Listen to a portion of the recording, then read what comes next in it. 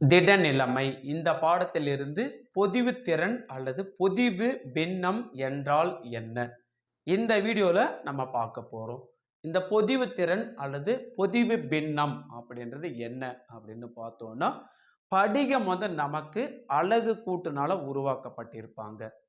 ஒரு அலகு கூட்டுல எவ்வளோ அணுக்கள் நிரம்பி காணப்படுறாங்க, எவ்வளோ வெற்றிடம் காணப்படுது, இதை சதவிகிதத்தில் கணக்கிடுற ஒரு கணக்கீடு தான் இந்த பொதிவுத்திறன் அல்லது பொதிவு பின்னம் அப்படின்னு நம்ம சொல்றோம்.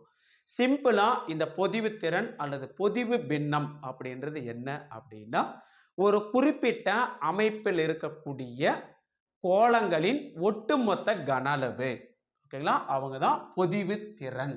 இந்த பொதிவுத்திறன் அல்லது பொதிவு பின்னம் கணக்கிடுறதுக்கான ஃபார்முலா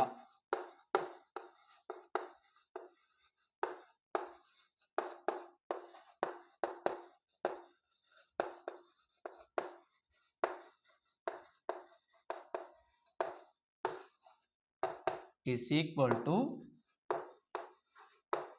ஒரு அலகு கூட்டில் உள்ள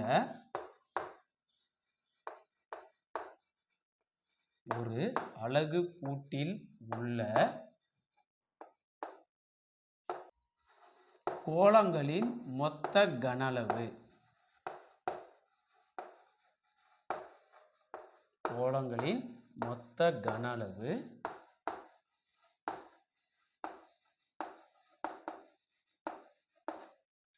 divided by அலகு கூட்டின் கன அளவு,